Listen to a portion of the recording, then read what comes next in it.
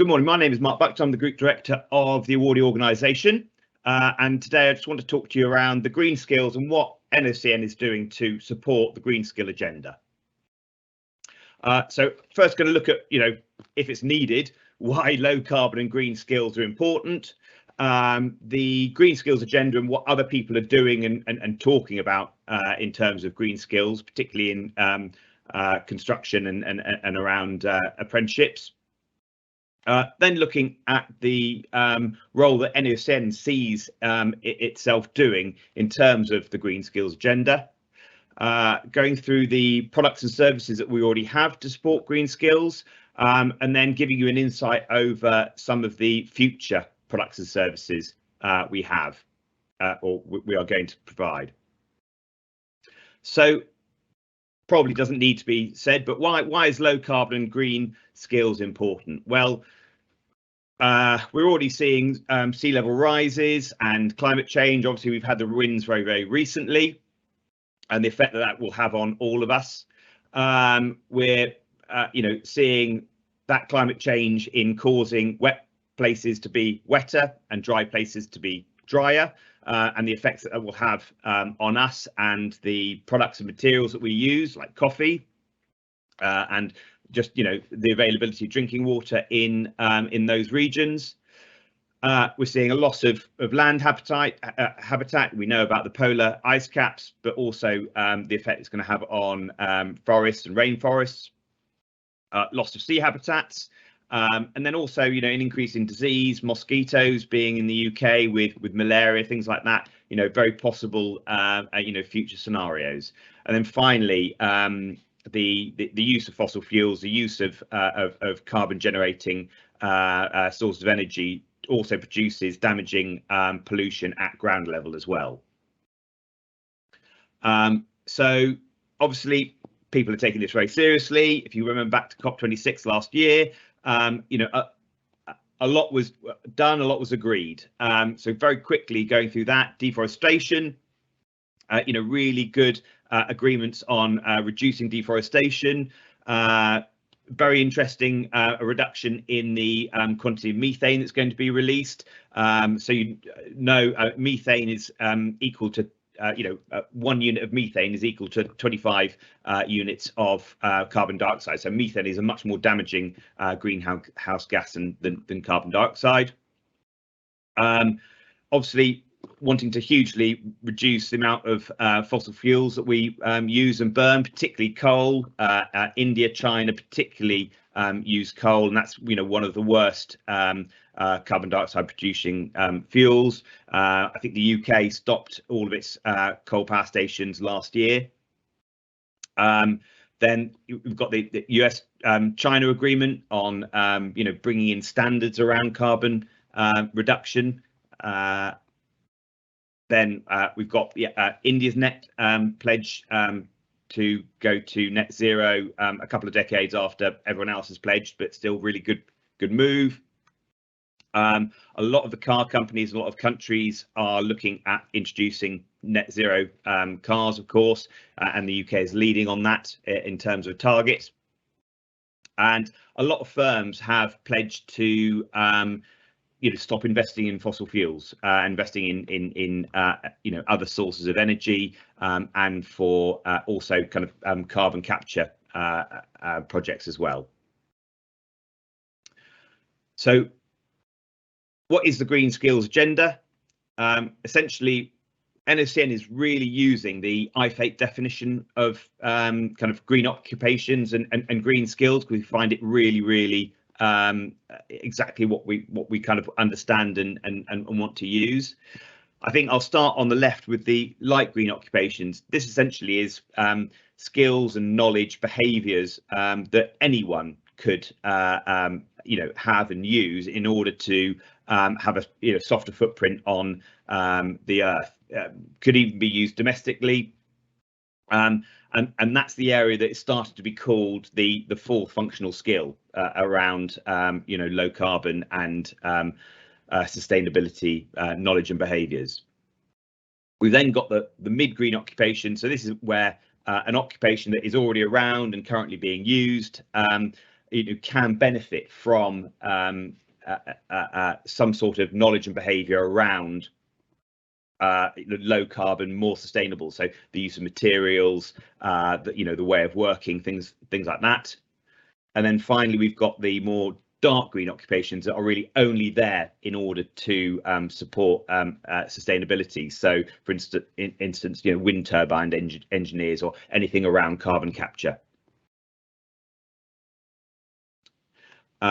So, what kind of support has there been for green skills so far? Obviously, we saw loads at the end of last year around investment in green skills, green technologies.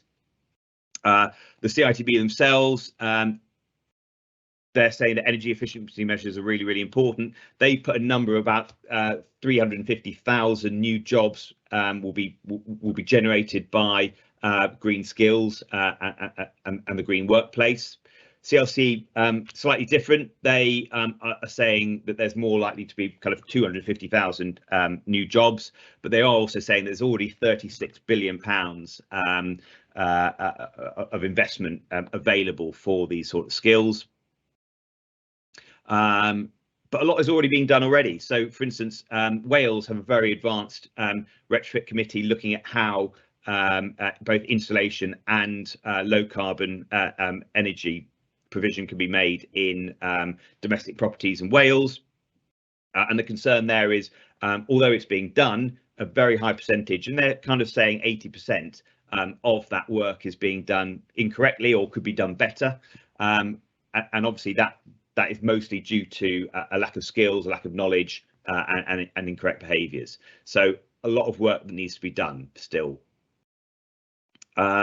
iFate are really also taking the lead. Obviously, we're using their 3 shades of green, but they are also currently adding green knowledge, behaviours, skills into all of the apprenticeship standards at the moment. Some of those kind of more successful than others, I think, but again, that's an area that we can support with later at the end of the presentation. Employers, local councils, the LEPs are all really interested in low carbon. A number of them have already been talking to us about how they can really increase the amount of green skills in their areas, because they've all made carbon pledges, and they know the only way to achieve those carbon pledges is by having the skills around low carbon in that local area.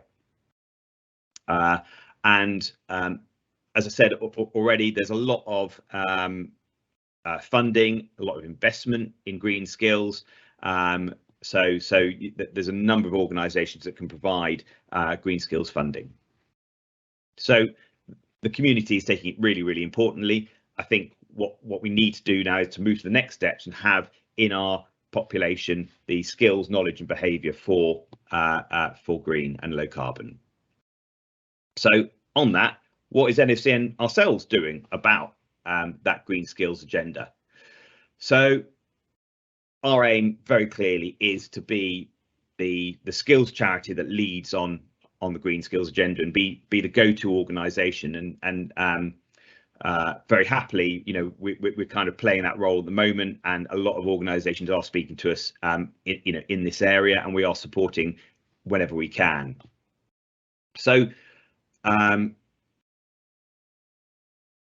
we are working with a number of organisations, which I will kind of go on to later, about how we can provide green skills.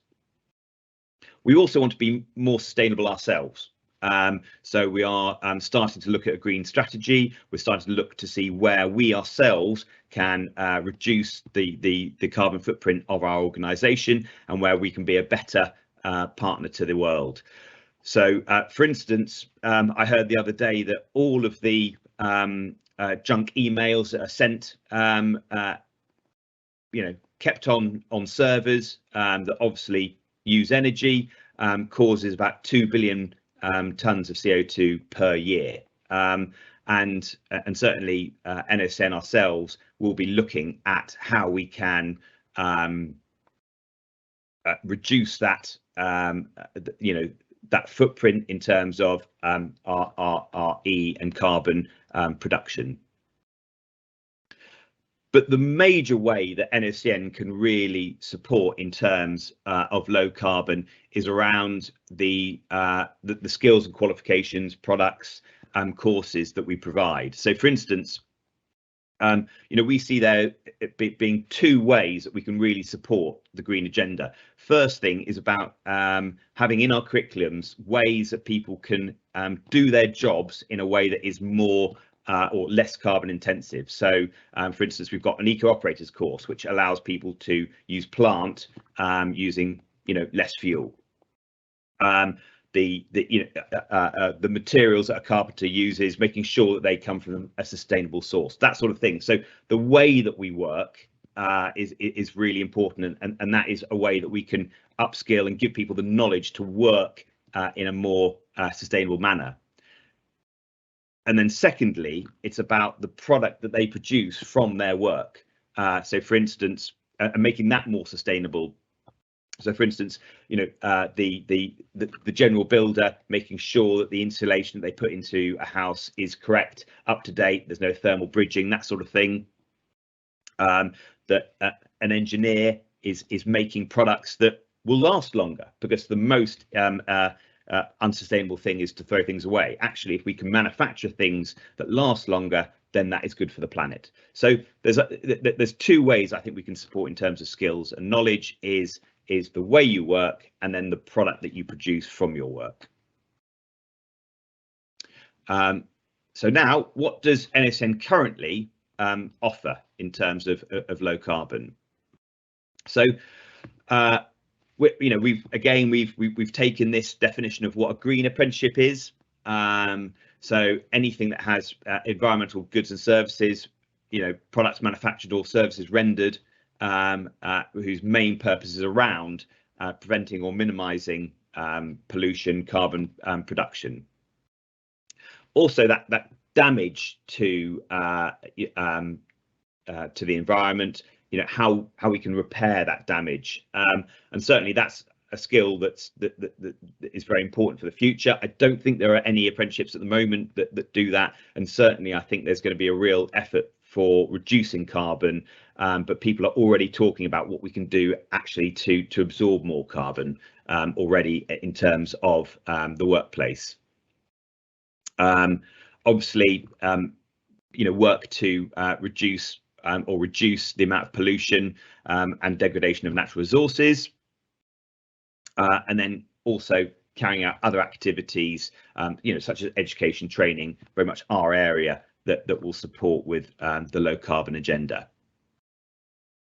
But we also are looking at apprenticeships that have significant environmental and sustainability knowledge, skills and behaviours. So for instance, I already said IFATE are putting environmental KSBs into all of their standards, and NOCN absolutely wants to support those in terms of endpoint assessment. So the NOCN apprenticeships that we currently have and offer are the wind turbine maintenance part of the MOET standard. Sorry, that's maintenance and operations engineering technician. We've got apprenticeships around power generation and plant maintenance. We've got the construction site supervisor that has substantial sustainability KSBs in it. The risk and safety management apprenticeship, the new piling apprenticeship, and then we're also working very closely with a company called Jacobs, who are leading on the kind of engineering side of green and sustainability. So a number of areas where NOCN is supporting in terms of NOCN apprenticeships, and obviously would be very interested in working with any training providers who want to offer those apprenticeships. Then looking more at the awarding organisation side, the qualification of the courses side, I think we've got 6 qualifications that we feel are very much in that kind of dark green category. We've got the level 2 in understanding domestic retrofit, and again, we know that particularly young individuals, but anyone really, isn't going to start a career in a green occupation if there isn't a way for them to improve and go up within that trade. So wherever we're bringing in new qualifications, we are looking to have a suite of them, so that an individual can progress throughout their career, and that retrofit is definitely an area where we're going to do those, as you'll see later on with the courses we're going to be providing. And that really gives people the ability to want to come into a sustainable career and progress through it. That's very much an area that we want to support with. We've got the energy efficiency measures for old and traditional buildings, and we've got the 2 certified energy efficiency practitioner qualifications for building and industries. We've got a solar photovoltaic practitioner at level 5. And then we've also got a non-regulated site right awareness and hybrid wall installation course. This is one that we developed with IAA, where they identified that there is good qualifications for adding insulation to buildings, but actually when there are interfaces between different types of insulation, particularly in a domestic environment, actually additional CPD, additional training and awareness needs to be provided in order to make sure that those interfaces of insulation were correct, to stop thermal bridging, to stop condensation, to stop any issues to the building's fabric. So that's one area where we've had an organisation approach us, and we've very quickly produced a course to try and support the current workforce. So now going on to our kind of mid and light green qualifications, we've got the level 2 diploma in installation and building treatments, and we've also got the level 3 as well. There's a whole load of pathways there. I think 17 pathways off the top of my head. Most of those really are dark green qualifications and really support the low carbon agenda, obviously being based very much around insulation. There's 1 or 2 that aren't kind of dark green pathways, which is why we've kind of put them into the mid category. We've got the level 3 in understanding repair maintenance of pre-1919 buildings. Again, that's a lot around the fabric of a building, but there is a very large insulation part of that qualification. So that's why we would see that as a mid-green qualification. We've got the 2 MVQs in site supervision and site management. Both of those have a retrofit pathway now. But also, I mean, both of those really need to be majoring in, low carbon, sustainability, low waste, in terms of any of those pathways. We've got the level 3 award in energy efficiency and sustainability, and the entry level 3 and the level 1 award, and both of those kind of fit that 4th functional skill that I was talking about earlier, where actually, you can add those to any course of learning, any program of learning, to provide a really good increase in the knowledge, skills and behaviours around energy efficiency and sustainability. And we know that, as I was saying earlier, a lot of the local grant providing organisations, funding organisations, are expecting a level of green to be part of any programme of learning that they're funding. And those 2 qualifications perfectly fit into being used in that way. So moving on to kind of what NOCN expects to offer in the future. And as I said, we're really open to working with anyone in terms of this. So if you've got courses or ideas or needs around low carbon and green skills, then please do approach us. But what we're thinking of doing at the moment is, in terms of apprenticeships, the corporate responsibility and sustainability practitioner standard, building and energy maintenance systems, controls, the environmental practitioner, obviously, and there's a lot of sustainability actually in the aerospace engineering standard.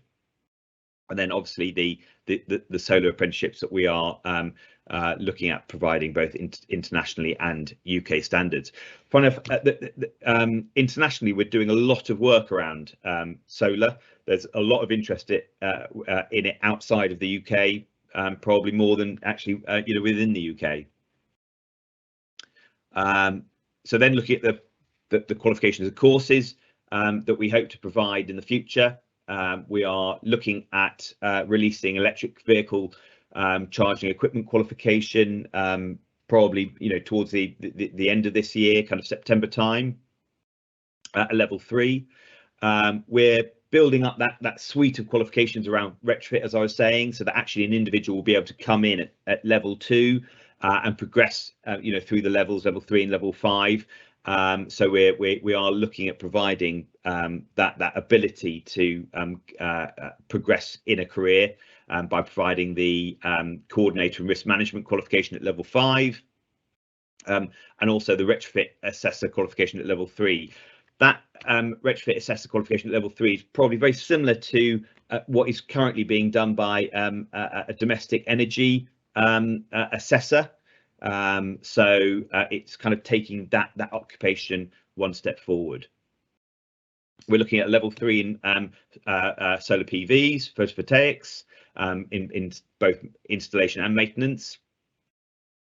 We are hopefully very soon going to be producing the installation and building treatment qualification at level 2, and that is the direct training qualification, will support people doing the MVQ in installation and building treatments at both level 2 and level 3. So there's a training element to the competency qualifications that we already provide, because again we had a number of organisations approach us to say that was a gap in the qualification that were being offered, and we wanted to support in terms of our strategy to support green skills. We've got 3 levels in waste and environmental management, which I think will be going live very soon.